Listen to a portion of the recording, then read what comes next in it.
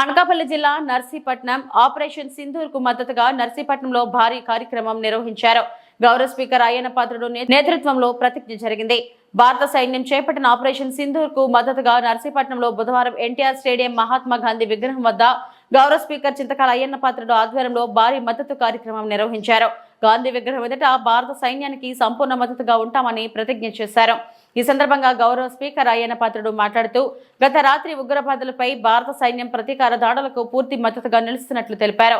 పెహల్గాంలో పర్యాటకులపై జరిగిన దారుణ కాల్పులు 26 మంది అమాయకుల ప్రాణాలు తీసిన ఘటనను ఆయన తీవ్రంగా ఖండించి భారతదేశం ఎప్పుడూ శాంతియుత దేశంగా వ్యవహరిస్తుంది, కానీ అణగారినదిగా చూడటం, దాడులకు పాల్పడటం సరైనది కాదు అన్నారు. ప్రధానమంత్రి నరేంద్ర మోడీ నాయకత్వంలో దేశ ప్రజలంతా భారత సైన్యానికి అండగా నిలుస్తున్నారని వెల్లడించారు. కార్యక్రమంలో నర్సీపట్నం వార్డు కౌన్సిలర్లు చింతకాయల పద్మావతి, ధన్మిరెడ్డి పాండు, డబ్బేరు శ్రీకాంత్, వార్డు ఇన్ఛార్జీలు నాగేంద్రరాజు తదితరులు పాల్గొన్నారు. ఉన్నటువంటి కొంతమంది దుర్మార్గులు సడన్గా మీదన పడి తుపాకులతో కాల్చిపారేశారు. సుమారు 26 మంది చనిపోయారు. ఎందుకు చంపారో ఎవరికీ తెలియదు.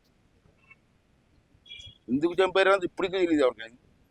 అప్పుడు సరదాగా భార్య భర్తలు వెళ్ళి పిల్లలతో వెళ్ళి సరదాగా వెళ్తే వాళ్ళందరి మీద దారుణంగా కాల్పులు జరిపారు. దాన్ని భారతదేశం అంతా, మన అందరం కూడా భారతదేశంలో అన్ని పార్టీలు, ఈ పార్టీ ఆ పార్టీ లేదు, అన్ని పార్టీల వారు కూడా దీన్ని ఖండించాం. ఈ తప్పు చాలా దుర్మార్గం అని. అలాగే మన ప్రధానమంత్రి మోడీ గారు కూడా దీన్ని చాలా సీరియస్గా తీసుకున్నారు. ఇది దుర్మార్గం. కారణం ఏదైనా ఉంటే అది వేరు. ఏ కారణం లేకుండా ఆడవాళ్ళుగా సరదాగా మగవాళ్ళు వెళ్తే దారుణంగా చంపారు. కాబట్టి దీని మీద ప్రతీకారం అంటే బుద్ధి చెప్పాలా అటువంటి దుర్మార్గులు అని చెప్పి వాళ్ళు పెద్దలు నిర్ణయం తీసుకున్నారు, ఆల్ పార్టీస్. అయినా సరే పాకిస్తాన్ కూడా మేము కూడా యుద్ధానికి రెడీగా అంటున్నారు. మన దేశం కూడా యుద్ధానికి రెడీగా ఉన్నాం. బహుశా ఏపీలో యుద్ధం జరగవచ్చు.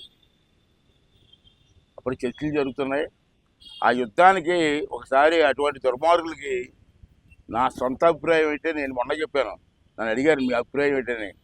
అటువంటి దుర్మార్గులు వదలకూడదు, ప్రతీకారం తీసుకోవాల్సిందే.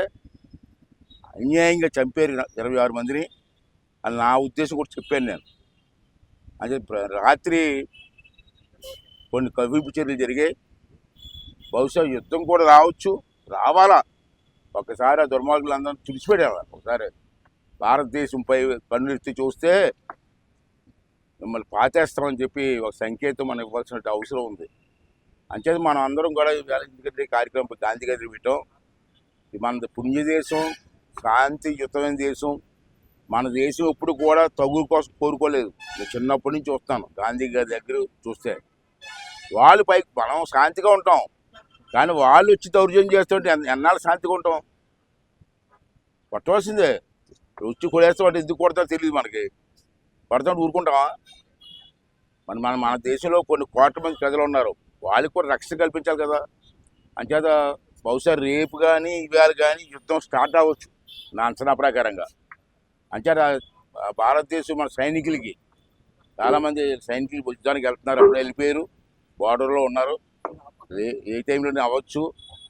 అంచేది మనందరం మనం చేసేది యుద్ధానికి మనం వెళ్ళలేం, కానీ మన దేవుని ప్రార్థించి మన సైనికులకి ధైర్యాన్ని ఇచ్చి ముందుకు నడిపించి రాష్ట్ర దేశాన్ని కాపాడే ధైర్యాన్ని ఇవ్వాలని చెప్పి ఆ దేవుడిని మనందరం కోరుకుందాం.